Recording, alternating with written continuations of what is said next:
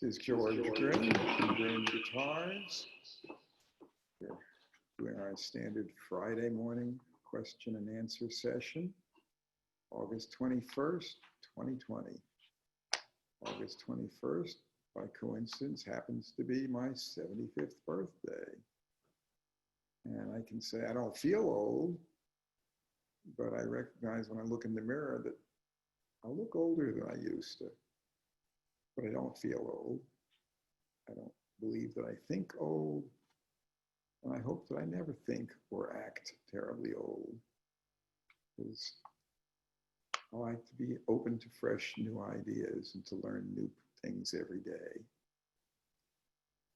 But I do appreciate all the birthday greetings that have come in, of which there have been hundreds. And I also very much appreciate all the comments that came in about the video that I did with my 1924 L5 guitar. That video was done with no script, no rehearsal, one take, and no editing, which actually was rather easy to do because I feel a very strong emotional bond to that guitar. It is a very meaningful instrument to me. And I've discovered a wonderful new person in the woman who sold it to me. I thought she was 85, but I was wrong. She's 87. She came in a few days ago with one of her daughters and son-in-law to visit with me and see the guitar again, hear me play it a bit, and hear some of my other folks at the shop play it. And she also did something she didn't expect she'd do. She'd always said she was sort of afraid of snakes and she saw them through the glass in the office. But when she came in this time, she and her daughter found how cute and cuddly ball pythons really are. So I may just post some photos online later with them holding a couple of the ball pythons and discovering just how nice they really are. In fact, her daughter said she thinks she might need to go get one for herself. Anyway, before we get into the questions, a couple of show and tell things today. One, 1971 Flying V Custom. Notice the multiple bindings on the peg head, ebony board with pearl block inlays, multiple bindings on the top, multiple bindings on the side, multiple bindings on the back, mahogany, much different neck construction than others done in 71 or late 60s. This is a guitar that actually really plays well and sounds great. But the records show for 71 that there was only one custom Flying V made. And then later during the 70s, especially in 77, there were more that were listed in shipping ledgers as custom Flying Vs. But we don't know what the specs are on those. We obviously know what they are on this. And this is not at all similar to the standard 1971 Flying V, of which they made very few in 71, but this is the only one we've encountered that looks like this one. And it certainly plays and sounds better. It's also got gold-plated metal hardware. It's just a rather deluxe guitar, but it's not just more ornamentation. It's structurally a different guitar. It feels and sounds different from the standard 71V, as well as looking different. But we've never seen another one. If anybody out there has seen another like it, we'd like to hear about it and see photos. But there it is. The Gibson records show it in the shipping ledger as the only custom V shipped in that year. But Again, it didn't give details about the construction of the guitar, nor did it give details about the exact features of other custom Vs that were shipped in later years. So all we can say is, there it is, it's interesting. The video I did on the L5 got so many comments, and what I can say about it is the more I play this guitar, the more bonded with it I am. It is my lifetime musical partner for as long as I'm able physically to play. This is the guitar for me. Not that I'll never play another guitar, but I can say that this guitar speaks for me. So I'll play one quick tune and then get on to questions.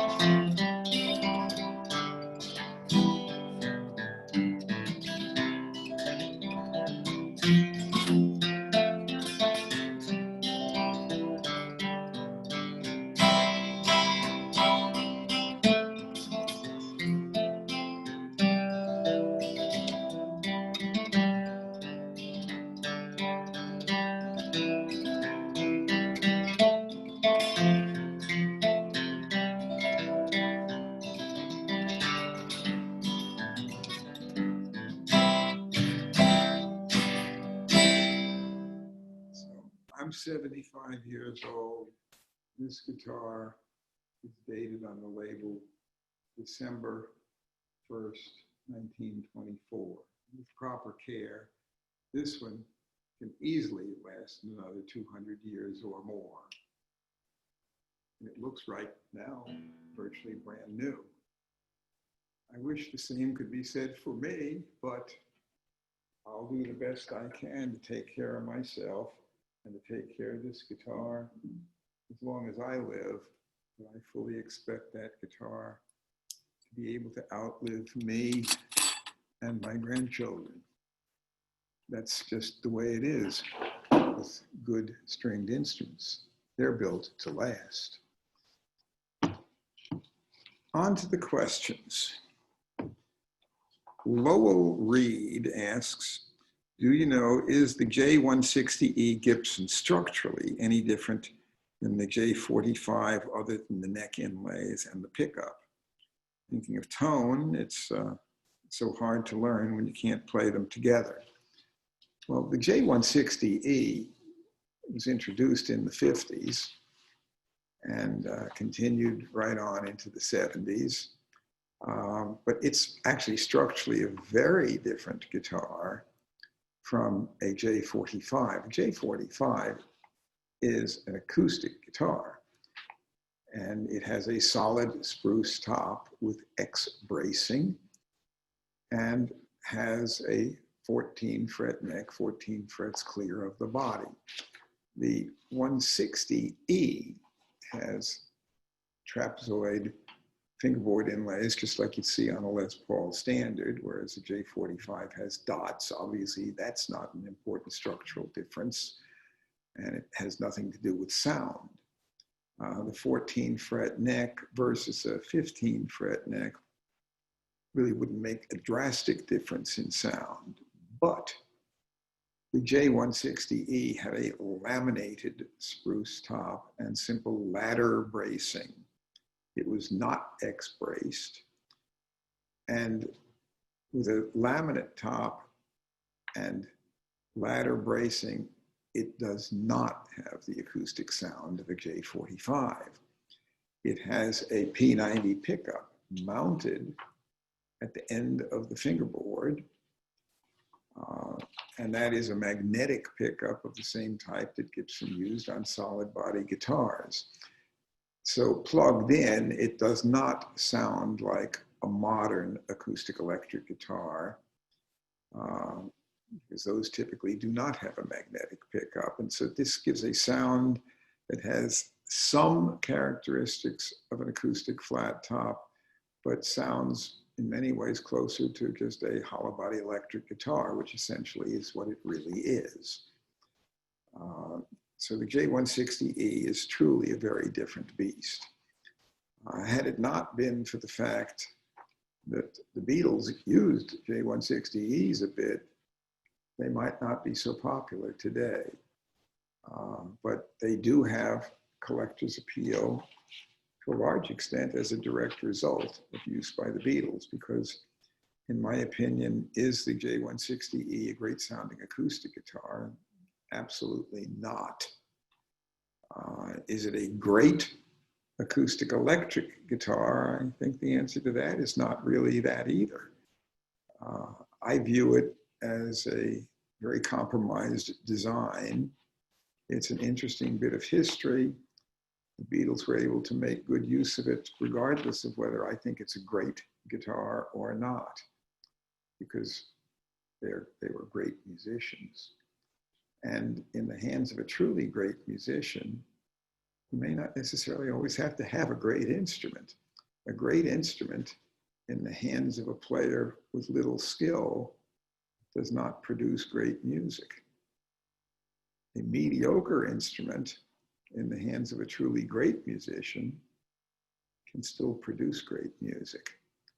And some of the finest music in the world has been composed and played, even in performance and recordings, on some very mediocre instruments. Particularly if you look in the case of blues players, most of those folks in the Mississippi Delta had no money, but they still made some amazing music. And the same can be said of Appalachian string band players. A few of them had good instruments, but most of those folks had no money, or at least not very much money. The L5 Gibson guitar, for example, cost new in 1924, when my guitar was made, $275, but you also needed the case. That cost $25.50. By contrast, in 1924, Model T Ford was $265. So the average Appalachian string band musician didn't have the money to buy an L5, but they still created some amazing music. And that guitar still speaks to me in a way that I've hardly ever felt about any other instrument. It's not just that it's collectible or that it's in great condition. That guitar has a sound and a feel that just moves me. On the other hand, it has a rather big neck that a lot of players wouldn't necessarily like. And I have it strung with medium gauge acoustic strings and medium high action, which happens to suit that guitar perfectly. And it suits my playing perfectly. On the other hand, I've only made $49 in my lifetime actually being paid to play music. But what I'm saying is that guitar moves me. It might or might not move you. Everybody who's played it agrees it sounds fine, but many players think it doesn't feel to suit them. But I also get a lot of people saying that they want a guitar set up with the lowest possible action and lightest strings possible. That's not necessarily the way to get the best sound out of an acoustic guitar. Each guitar has its own feel and its own personality. And trying to set all guitars up to feel the same is not the best way to get the best sound out of them. Some guitars do best with medium strings. Some guitars do best with light strings. They're not all designed the same. They don't all have the same thickness top or bracing. They weren't all designed to be the same. If you want to get the maximum performance out of your guitar, you have to understand what that guitar is, what its personality is, what it was really constructed to do, and then set it up accordingly. You may have to adapt your playing technique, but same with cars. If you drive a Lincoln Continental, it may be good to go from New York to California, but you don't get a lot of road feel the way you would on a BMW M series, but they're not set up to do the same thing. And the BMW may not be the comfort car that the Lincoln Continental is, but it does things the other doesn't do, and vice versa. And some cars are that way, and guitars are definitely that way. And if you're into horses, you know that a high-spirited stallion is not the same as a gentle saddle mare. But there's people who enjoy the challenge of that high-spirited stallion.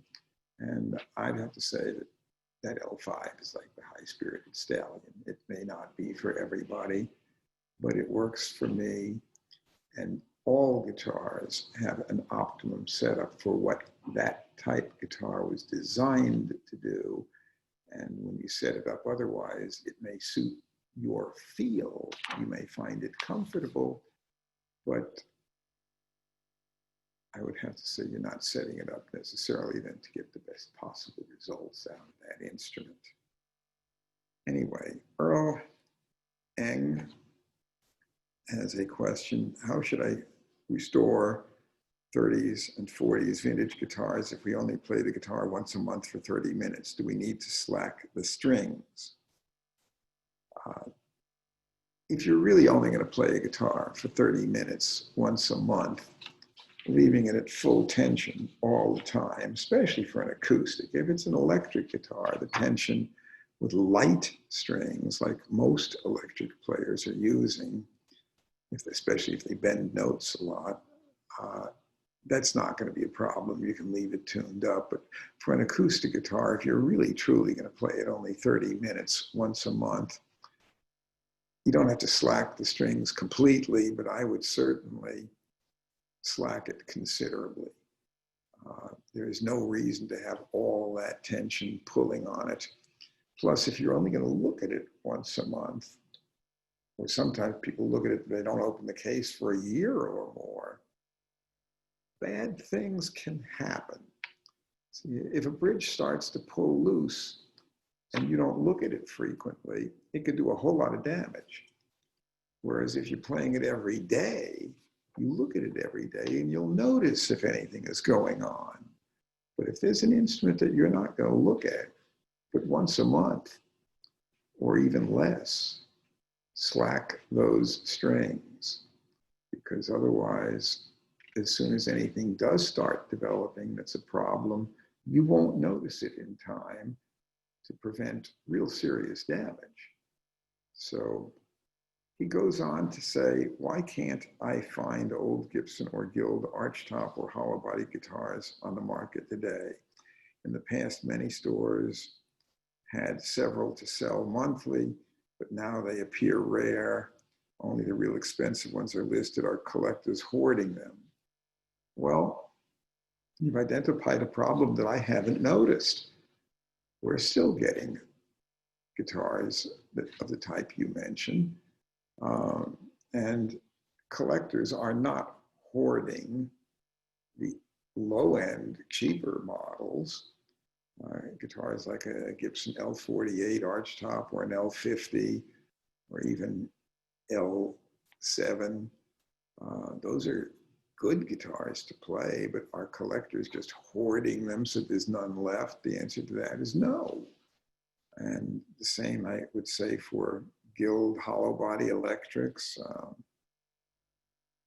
We're not seeing perhaps quite as many as we did when they were newer, but with proper care, they do last and can last way longer than a person.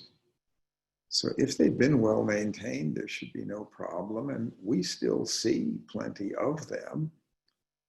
So this is not a problem I've identified. In fact, in general, most of the Guild hollow body electrics used are quite affordable, And the same can be said for the lower end Gibson archtop acoustics, as well as their hollow body electrics.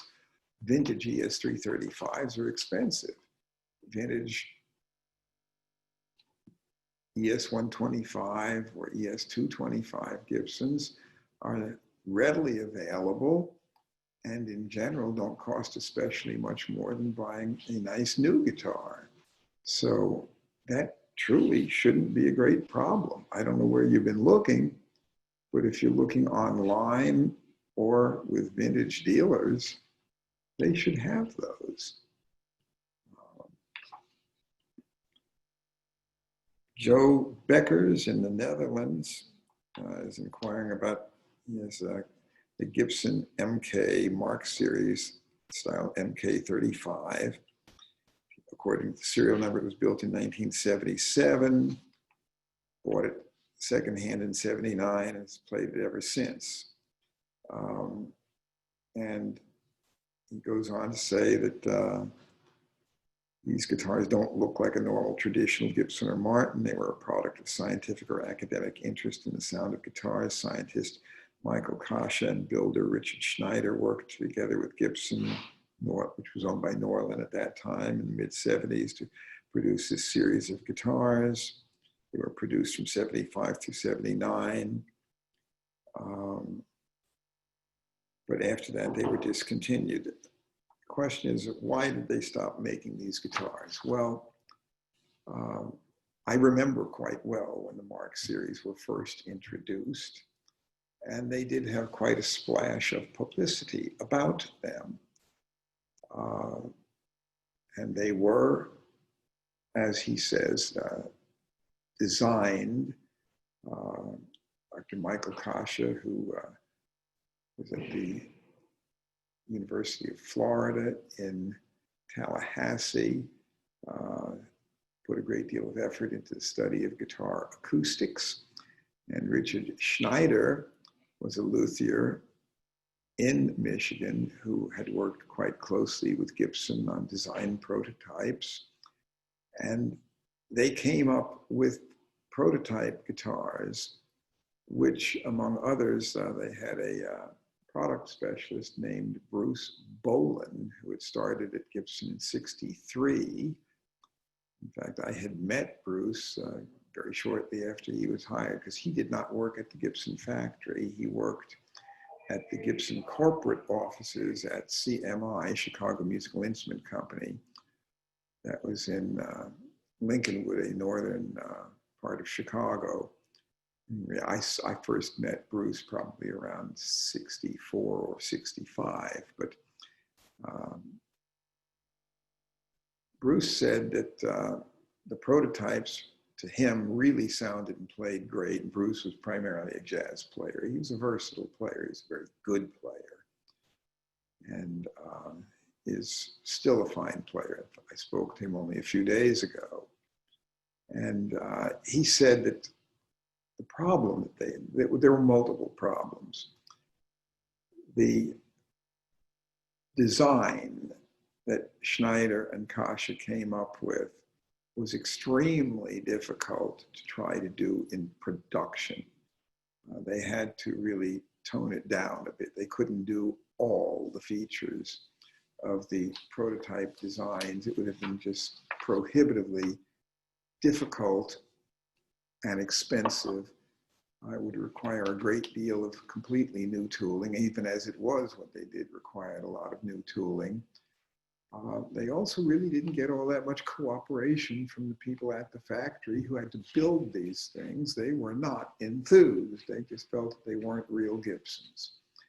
But for a variety of reasons, the production model didn't sound like the prototypes. And while the guitar that Joe Beckers has in the Netherlands may have held up just fine, a lot of them didn't. Many of them had structural problems and were a nightmare for Gibson's warranty department. They lost a lot of money on that project, and it was not one of their happier episodes. it was certainly something that weakened the company and did not single-handedly bring it down. But by the early 80s, Gibson's financial condition had deteriorated very badly. But under Norlin, Gibson's quality in general, especially on the acoustic guitars, had deteriorated badly, so that it's not just the Mark series that were not doing well. The J45, J50, Hummingbird, Dove, and the Heritage models, and they had a Blue Ridge model. They were disasters in the early 70s. They had double X bracing that was acoustically unresponsive. They had poor neck set angles. They had ultra low bridges to compensate for a bad neck set angle. They fell apart. They didn't sound good, they didn't play well, and they just simply were structurally unstable. So the Mark series had the misfortune of being introduced at a time when Gibson, with Stan Rendell as company president, had greatly cut its quality. Stan Rendell is the one who came in right after Ted McCarty left as Gibson president. Quality under Ted McCarty was fine. Quality under Stan Rendell took a nosedive. And Stan Rendell was there on into the 70s. So that makes quite a difference. But at any rate, the Mark series was a disaster for Gibson. And these instruments today sort of are tainted in reputation as a result. But he also asked if a case for those is readily available. And Mark series guitars are standard size enough that it shouldn't be any problem to find a case that fits. Trying to find an original case specifically designed for a Mark series is not going to be easy. And frankly, I don't think it's going to make much difference in the value of the guitar. I don't feel that it would be something really worth going to great effort to find. But that's enough, I think, about Mark series. If anyone wishes to correspond further on it, george@guitars.com will get me easily enough. But I remember them when they were new. Bruce Boland, sure enough, remembers them when they were new because he had a great deal to do with that project. And as I said, he and I spoke at some length about that project just a few days ago. And it was a real boondoggle for him personally and for the company. Paul McInnes says, my question is on the L series Fenders 63 through 65. What does the origin of L stand for or mean? The fact is, I've never had a good explanation from anybody as to why in 63, early in the year, they started putting L in front as a prefix. When they got into the 99,000s, instead of going to 100,000, they put an L in the front and started a whole new sequence. But what I can say about Fender serial numbers, as well as serial numbers in general, is very few of these companies have a system that is as simple as Martin's. Martin has consecutive serial numbers, and they started stamping those numbers on the neck blocks in 1898, which is the same time that Martin changed their stamp on the guitars from C.F. Martin and Company, New York, to C.F. Martin and Company, Nazareth, PA. The fact is they actually moved out of New York in 1839 to Nazareth, but they continued to use New York distributors. So they continued to stamp them C.F. Martin, New York. But in 1898, they decided to go on their own. There was an economic crisis nationwide. Their New York distributor, Zobish, said that they didn't need any more guitars for the rest of the year. And Martin's response was, well, if you're not going to buy them, I guess we're going to have to start distributing them ourselves. And then they changed the stamp from New York to Nazareth. But the point is, Martin's serial number list from 1898 to the present fits on the back of my business card. Whereas a Fender serial number list in the Gruhn's Guide to Vintage Guitar book takes 3 pages of explanation. And they had different systems at different times, and even for lap steels had different numbers for steel guitars in general that didn't match the others. And early Strats had their own series of numbers for the first about a little over 100 of them. But the point is, there are enough different Fender serial number systems over the years. It takes a 3-page explanation. And for Gibson, there's enough that it takes about 7 pages of my book to explain the Gibson serial number system year by year, different models and different periods, different systems. So I don't have an explanation for the letter L. If anybody out there knows a definitive answer, I'd appreciate if you would email it to me, george@guitars.com. I don't claim to know all things about everything related to instruments. I'm still learning. At 75, what I find is that while I do apparently know a lot, there's a whole lot more yet to learn. That keeps it from being boring. I still enjoy coming in 6 days a week because I can be productive here. I truly like what I do. But part of why I like it is I'm still learning. It might be boring if I knew it all, but I'll never know what it's like to know it all. Because some people may think they know it all, but in reality, no person alive today knows but a tiny fraction of the information that's out there. And we never will. But we do keep learning. We chip away at that block. So I'm curious if anybody out there has that info. By all means, let me know. John in Wilmington, North Carolina, says, when I visited my daughter, a recent student in Nashville, I spent many hours in your store and ended up purchasing 2 of the Gruhn designed Martin custom quadruple 021. So one was a quadruple 021 Madagascar Rosewood, and the other was a D21S. That would be the 12 fret model, Dreadnought, custom, made with Cocobolo back inside. These are wonderful guitars. My question pertains to Style 21. Why did you call them Style 21 guitars and not Style 28? Martin has a rather simple model number system. It's a 2-part system. The first part is the body shape and size, shape and size together.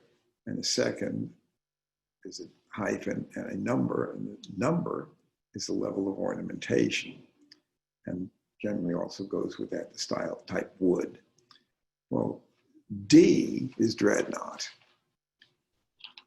Quadruple O is 16 inches wide and is single O 13 and a half wide, double O that's 14 and 5/16 wide, triple O that's 15 inches wide, and quadruple O that's 16 inches wide. They're all a very similar body shape. It's a more hourglass shaped body. And in fact, finding one in that type body shape, here we go.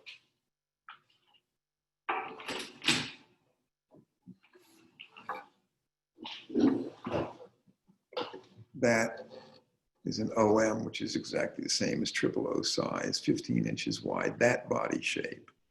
You can get it 13 and a half wide on up to 16 wide. So that explains quadruple O. Now, for 21, what does that mean? The Martin system had style 17, 18, 21, 28, 42, and 45 in the early days. Now they have more. But style 18 looks basically like this: spruce top, mahogany neck, back, and sides, dark body binding. Early ones had rosewood binding. Later they had tortoiseshell plastic binding. And then in the 70s, they had black plastic binding, but relatively plain. Style 21 had rosewood back and sides, mahogany neck. The early ones pre-war had ebony board and bridge.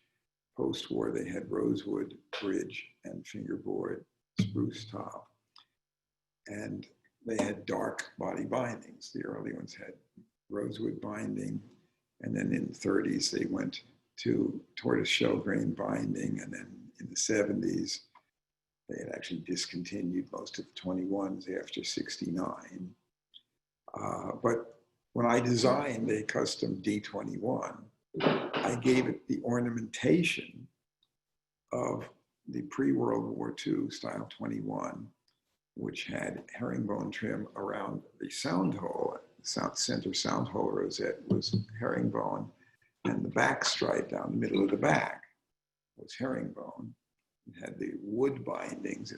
We did them with koa wood bindings. But the point is, it had the ornamentation of a style 21. The style 28 had different ornamentation. So that's why I called that those two models that you got, those had style 21 ornamentation, but they were custom shop models made to my specs. I'm going to put this one back on the wall.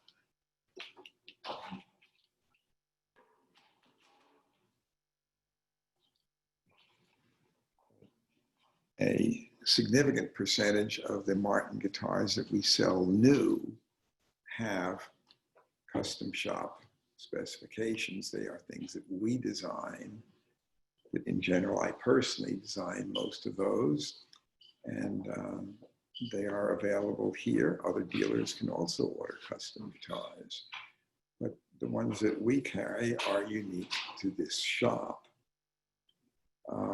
He goes on to ask, in addition, what is the difference in, say, a 1950s D28 Martin and a Martin D21?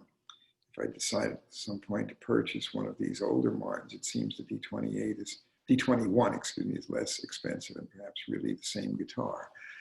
They're similar, but they're not the same.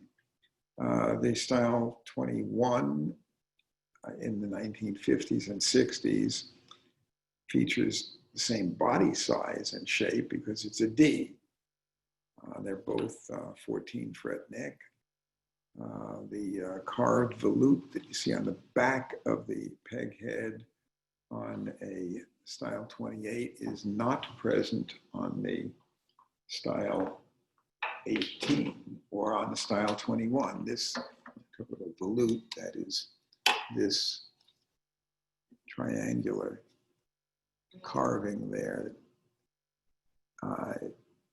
doesn't add a great deal of strength to the neck. It does add a little.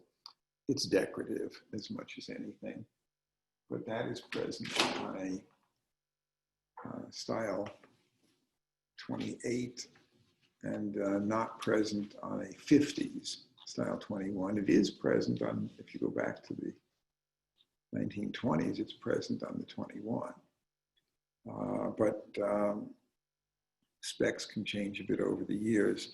The D21 of the 1950s and 60s has more rosewood actually than a 28. The 28 has an ebony board and bridge at that time, and the 21 has Brazilian rosewood, back, sides, peghead veneer, fingerboard, and bridge. So today, to produce 21, if you were using Brazilian rosewood, it would be a really expensive guitar. But at any rate, so far as sound, they're not dramatically different. But they do look different. The ornamentation is different. And in general, the D21 will be a little bit less expensive than a D28 of the same age. The 21 is considerably more rare. They cost only, at that time, new, about $50 less than the D28 did. And as a result, most people could afford, if they could afford a 21, they could probably afford another $50 and get the fancier one, which is what almost everybody did. So the 21s are pretty rare.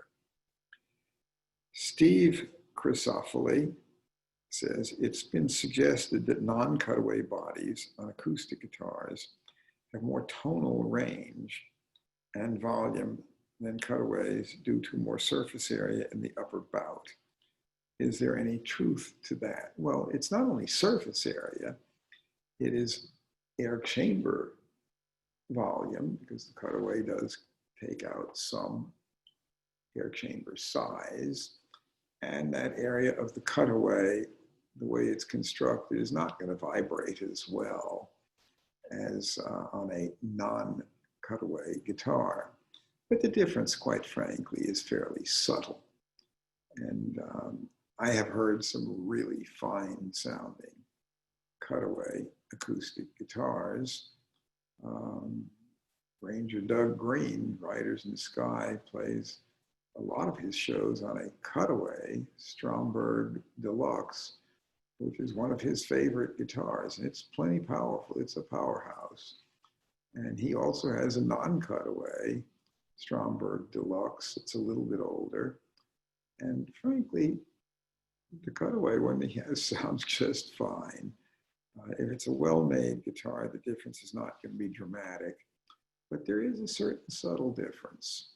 And in general, if you're just strictly an acoustic rhythm player, the big band sound, the non-cutaway guitar has all the notes you need to reach. They don't play those rhythm chords up in the cutaway.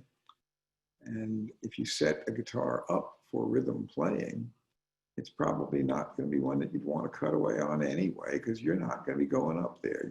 The rhythm players like the action considerably higher than a modern jazz. If you want to play modern mellow jazz with a lot of sustain, then the setup that you'd use for chunking out rhythm chords, like Freddie Green did with the Count Basie band, is quite a different setup. You don't use the same guitar, or at least the same setup, to do both things. John Parsons. In a recent Vintage Guitar Magazine interview, Billy Gibbons talked about Michael Ladd from Memphis and how Mike introduced you to. Do you have any stories about that time with Mr. Ladd and Mr. Gibbons? How many guitars has Billy Gibbons bought from Grooms? Well, Billy has bought over 100 guitars from me, but a great deal of that was done back in the 70s. He and I first met in 1970. And I'm afraid he remembers how we met better than I do. I remember Mike Ladd quite well. He had a music store in Memphis, and he also was involved with quite a bit of dealing on some vintage, particularly Gibsons at that time. He'd been up at the Gibson factory, and he bought a bunch of prototypes, particularly Epiphone prototypes, but they had prototypes of models that never went into production, and that they weren't going to put in production because in 1970, Norland had taken over Gibson. They weren't interested in producing Epiphones any longer in the US. So they sold off. Ladd was in the right place at the right time. He got a bunch of interesting stuff. Ladd did hang out with a lot of rockers, and obviously Billy was one of them. But Billy came to Nashville on numerous occasions, and I don't, in truth, remember the very first time I met Billy. I know it was in 70, And I know he was buying guitars from me.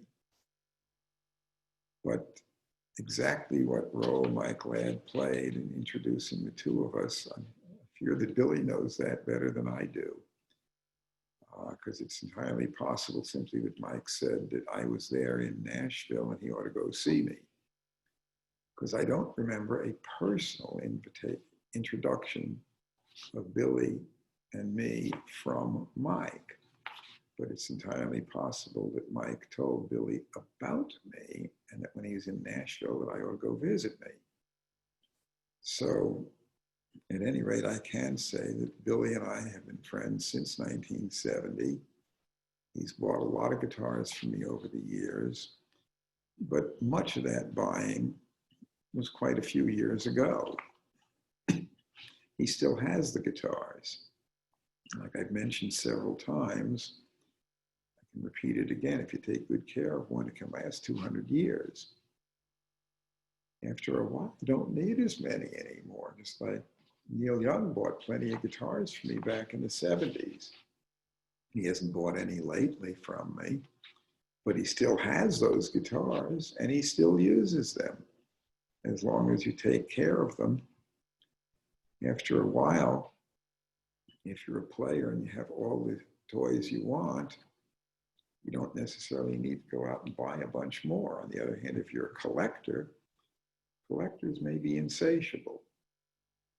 But many of the guitars that Billy and quite a few others use today on stage are custom made rather than vintage.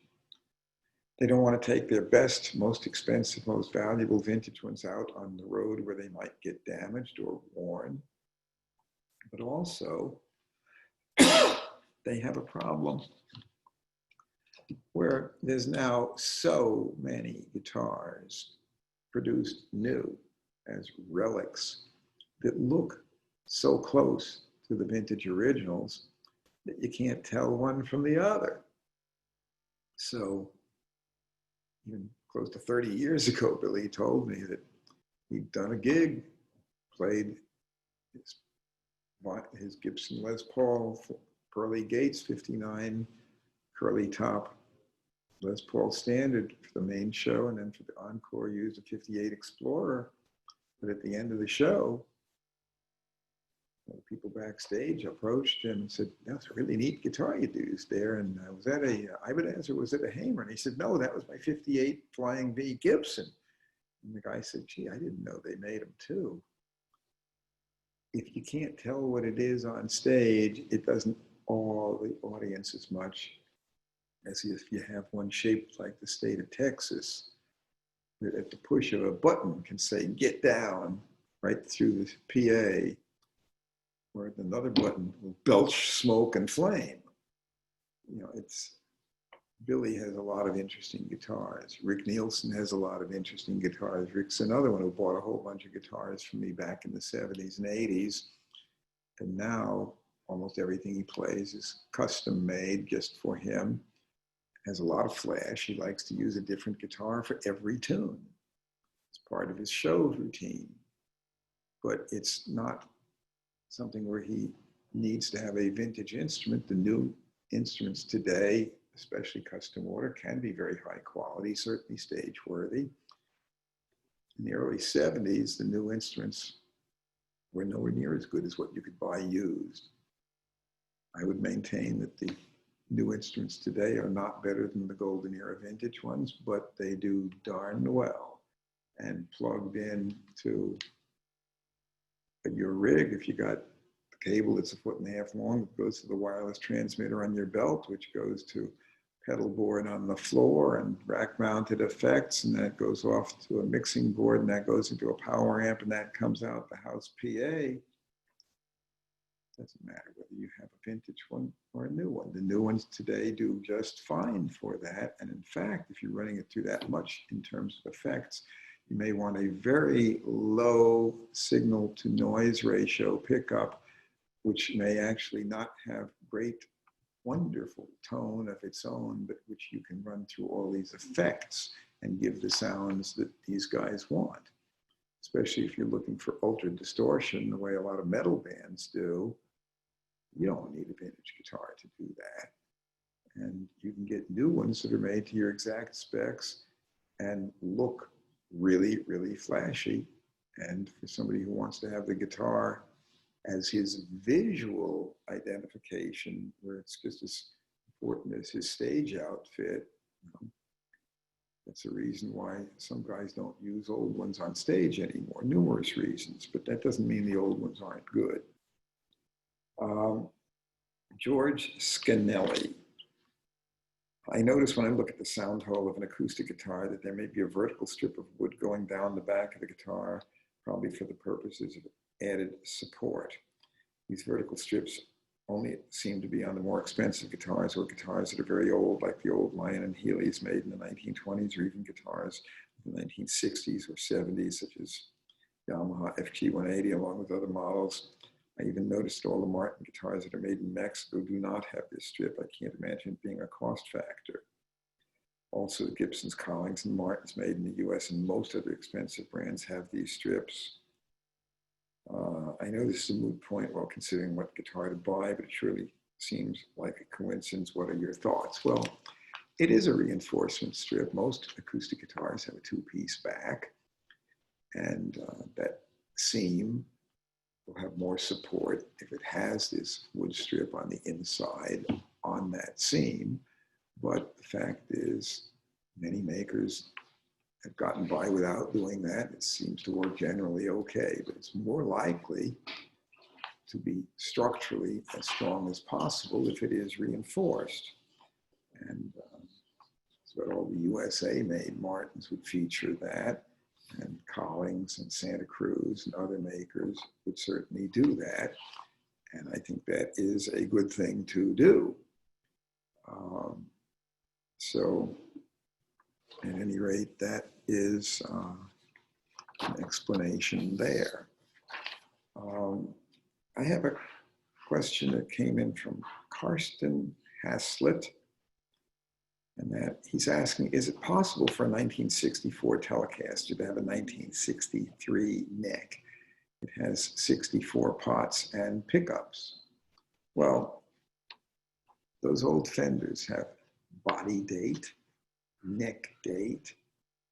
They have date code on the tone and volume pots. And in the Fender guitars of the 60s, many of them have date stamps on the bottom of the pickups. These components were made separately. The neck and the body for a Telecaster or a Strat they didn't make that neck specifically for that Tele or that Strat. They made Tele bodies. They made Tele and Strat necks. They'd have a bunch of them. They'd have component parts. What's evident is that if you have a 1964 date on the neck, or 63 date, you can have a late 63 date and you can have a 64 body. Especially late in the year, that's going to happen. Keep in mind also that these dates were stamped before the finish was sprayed. So that date was not even stamped on the date on which that neck was actually completed. That's at a point when they were just getting ready to spray the finish. They'd stamp the date, spray the neck, and the same with the body. So yes, obviously you can have a 63 date because it may be from the date stamp till the time of final assembly could be several months. The guitar is final assembly not going to be any earlier than the date of the most recent component part. So yes, of course, it can have parts late in one year and early in another year on the same guitar. If you see the dates are 3 years apart, nah, something's not right. They're built like an erector set, somebody switched parts around. A date even as much as 1 year, that gets suspicious. A date as much as 6 months is possible. but typically it's more in the range of anywhere 2 to 4 months. Tommy Wilson, speaking of J45s, what's the difference in a J45 and a J50? I own what I think is a 1969 J45, but have had luthiers suggest it's a J50. Well, there is no difference in them other than the color. A J45 has sunburst finish on the top and a sort of dark walnut stain finish on the neck, back, and sides. A J50 is the exact same guitar, except it has clear lacquer finish. So the back and sides are not stained as dark, at least in ones made in the 50s. But by the time you get into the late 60s, a lot of the J45s they still remain sunburst on the top and dark stain on the back and sides and the neck, but J50s have natural top, but they went to having the walnut stain on the neck, back, and sides as well. So really only the thing that you can be sure of is the top finish. But in the 50s, the J50 had none of that dark stain on the neck, back, and sides either.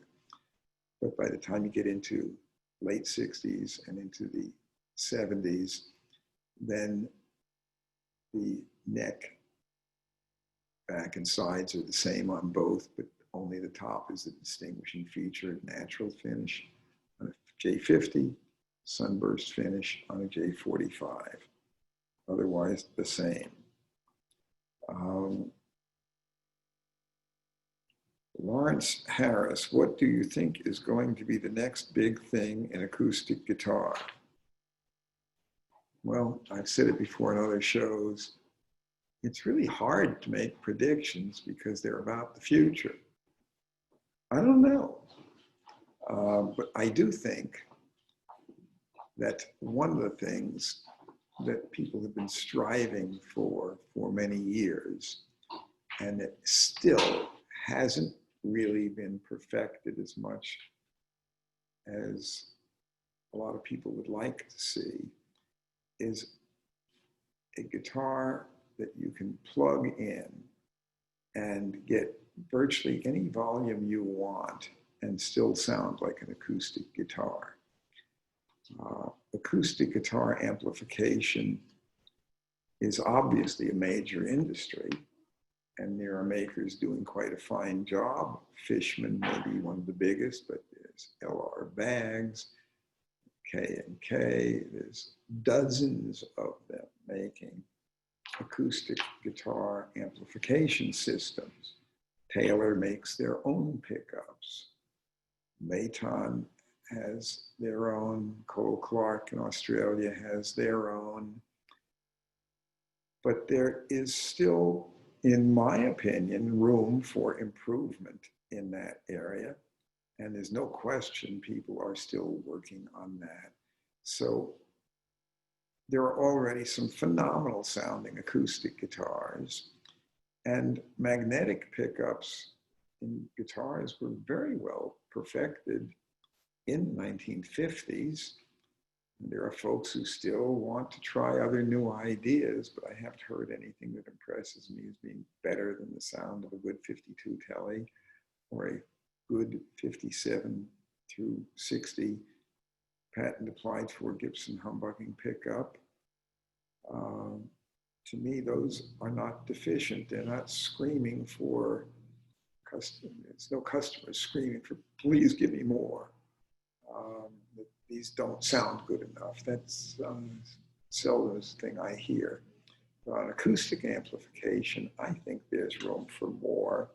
And I've been saying that for the past decade.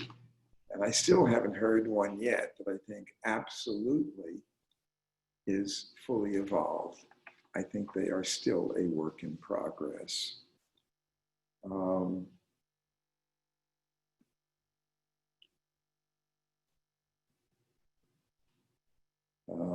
Bruce Monaco asks, how slack should you slack your strings when storing an acoustic guitar for an extended time period? A fourth down, a fifth down, an octave? Well, it's sort of arbitrary.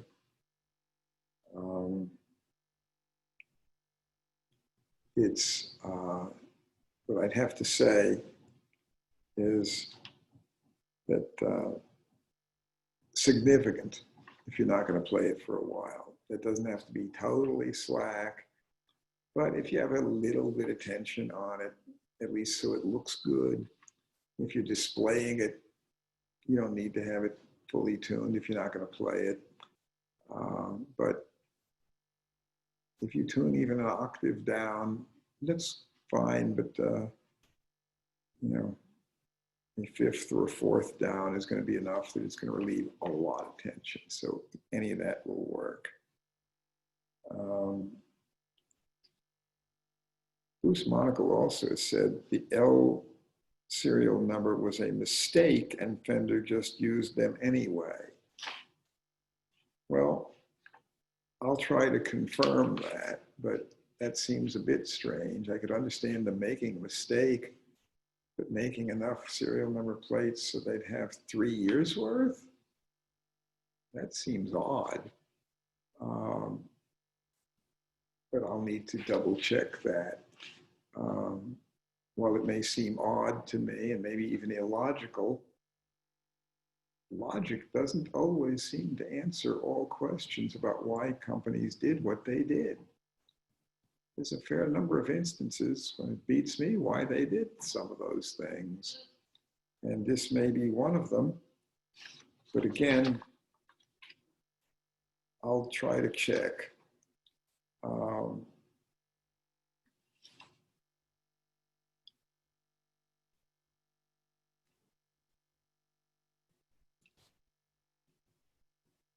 Alan Easton says, I play a Taylor GS Mini, a PRS CE24 thin neck. I really enjoy playing the PRS because my smaller hands fit great on the neck. I'm looking at a larger Taylor Grand Concert or a Martin 0018. What acoustic guitar would you recommend for my hand size? Well, in general, most hands for adult humans are a size such that they can play almost any guitar that they really want to. If you look at somebody like Django Reinhardt, who was caught in the fire and his left hand was severely deformed, such as these two fingers here were fused together and he really could only use these two. And this just barely a little bit, but not much. He didn't give a bleep what size the neck was. He could play virtually any guitar you handed to him. And what I find for a lot of musicians is that they're quite well able to play a variety of guitars with vastly different feeling necks, and they get used to it and they can handle it just fine. But most new Martin guitars today have a 1 3/4 inch nut width. Taylors also do, but a lot has to do with the cross section of the neck, the contour, rather than simply the width. And I personally can play on almost any size neck, and I don't mind big necks. What I mind is the really skinny, very narrow ones. I don't like a neck that is under 1 11/16 at the nut, and I prefer one that's 1 3/4 inches. But I'm perfectly comfortable on one that's 1 7/8 wide, or even 2 inches wide. I'm not comfortable on a narrow one. It's going to be a matter of personal preference. And to buy a guitar only for feel of the neck without concerning yourself with sound, I think, is a mistake. But go play a bunch of guitars. Listen. They don't all sound the same. And each maker has certain distinctive characteristics, but Martins don't sound like Taylors. On the other hand, not all Martin models sound the same either. And the same is true of Taylor. They use different wood, different body sizes, and they're deliberately made to be different beasts. So try a variety. and see what suits you. But keep in mind that if you really want to play, you can play well on a wide variety of different size necks, and you can get used to things that are different, especially if it's a really good instrument that is set up properly, where it's doing what it's supposed to do. If it's a mediocre quality guitar, it's maybe less critical, but when you get into the really fine instruments, listen for sound, listen for responsiveness, see if the instrument feels alive, not just dull and compliant tool, but the spirited stallion that has ideas of its own that may make suggestions that you might not have thought of otherwise. And when you get one like that, you'll discover that you can adapt to whatever kind of neck it has. And it feels right the way it is. But to demand that every guitar sound or feel the same, if you want different sounds, if you want a variety of different sounds for different purposes, you better get used to the idea that they're going to feel different too. To get optimum performance, to play backup bluegrass, you're not going to have the same guitar you play blues on. My L5 suits me for darn near everything I know how to do. And it is incredibly versatile. You could actually play backup bluegrass on it. It's loud enough, but it has a different tone than a D28. But at any rate, they do differ in personality. And Terry Von Cannon asks an interesting question. Can you show us your most rare lap steel? Well, I don't have it right handy, but I can get it in about 5 seconds. So I'm going to run off and disappear and be right back.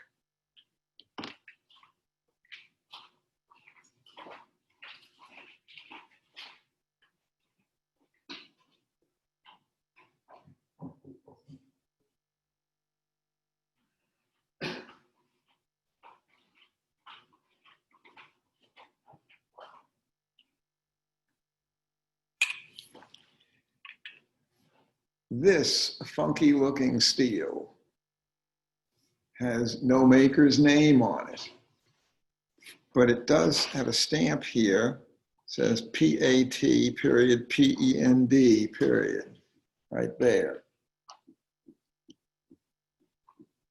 This was made by Fender.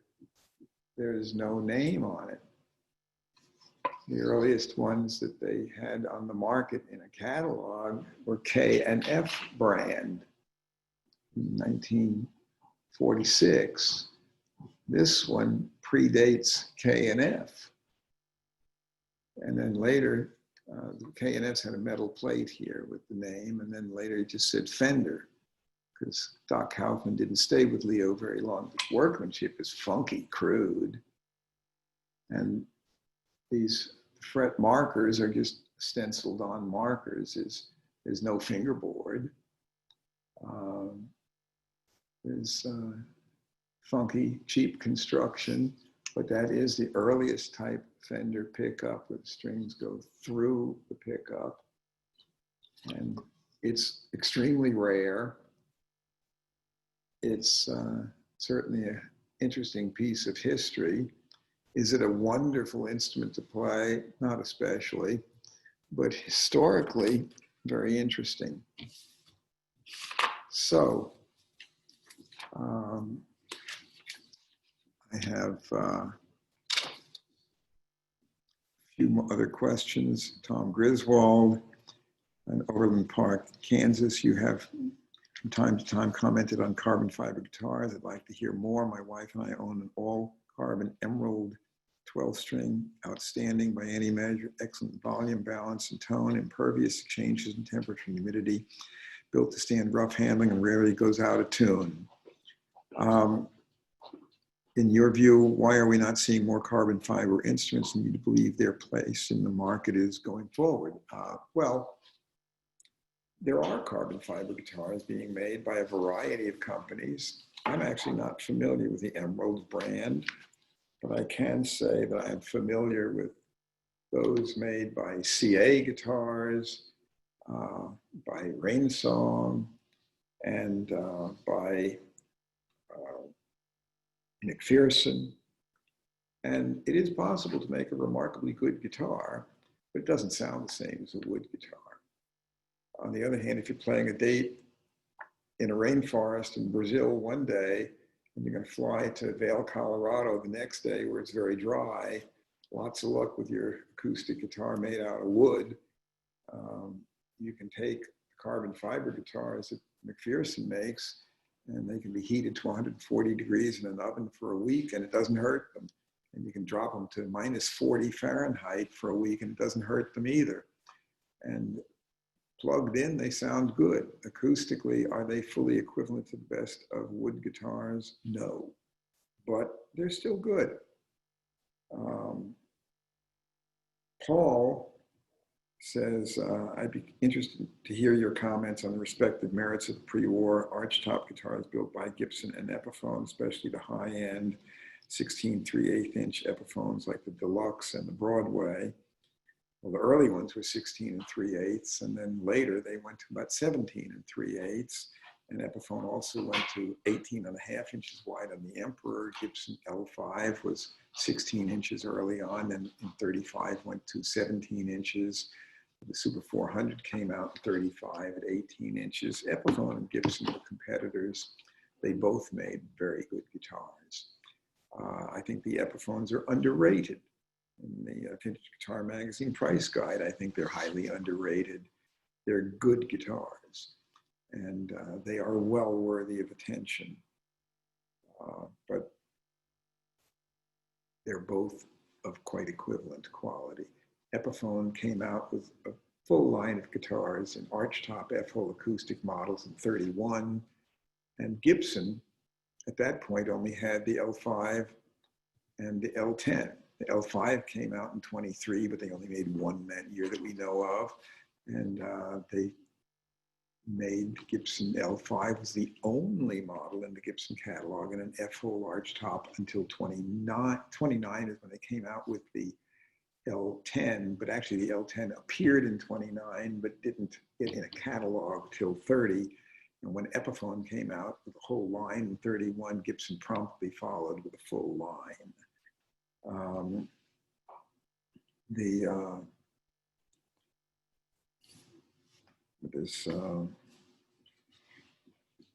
Jeff Bolick asks, is it inevitable that virtually every acoustic guitar will eventually need a neck reset at some point in its lifetime? I use extra light strings on my guitars and or tune them down half a step in the hope of not having to do a neck set, which these days can be in the $400 range. So why is to tune them down if they are not being played regularly? Well, acoustic steel string guitars, flat tops, are likely to eventually need a neck set.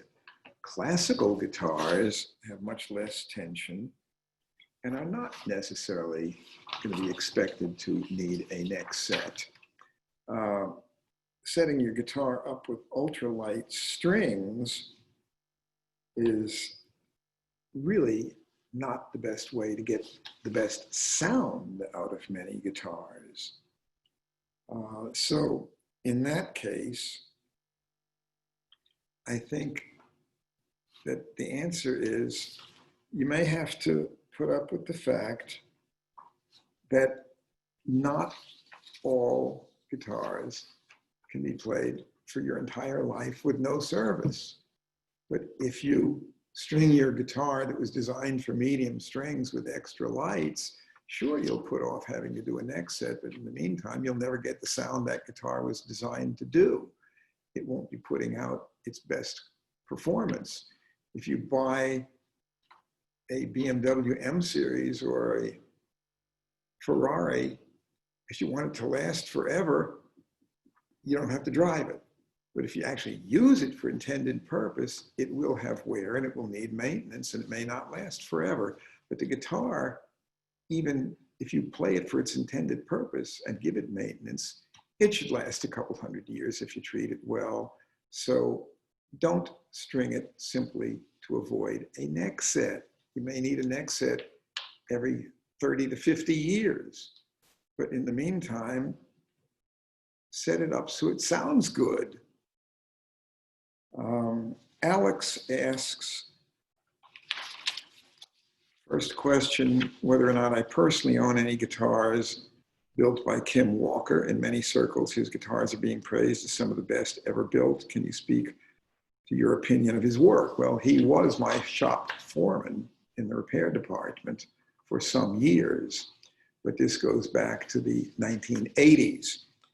He does superlatively good work. He's now up in Connecticut.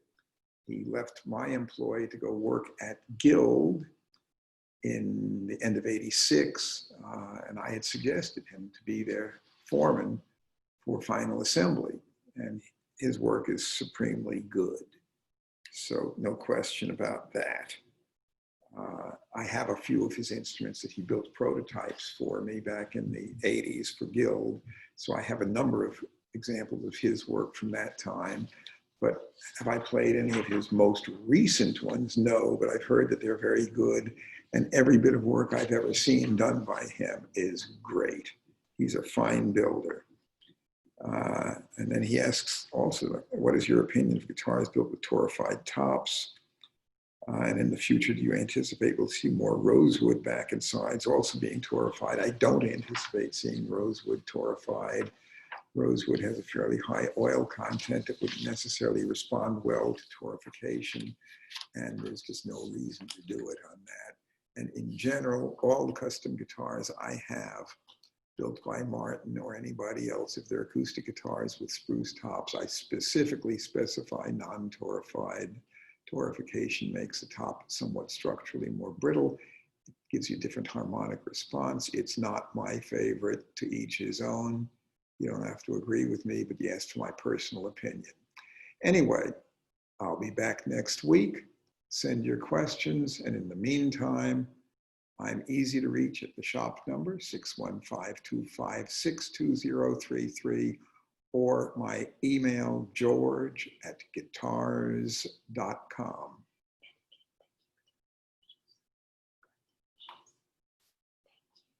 Thanks for everything, and thanks for all those birthday greetings and all the nice comments you had about my video with the L5. That L5 is my new lifetime companion for at least the rest of my life, which I hope is going to be a goodly number of years, although I recognize that since this is my 75th birthday, I'm more than half done. And the guitar can outlast me. Kind of pisses me off. I want to be able to last as long as the guitar and be in just as good condition as the guitar is. It looks new still. But I will do the best I can to at least be with you next week. Till then, have a good one.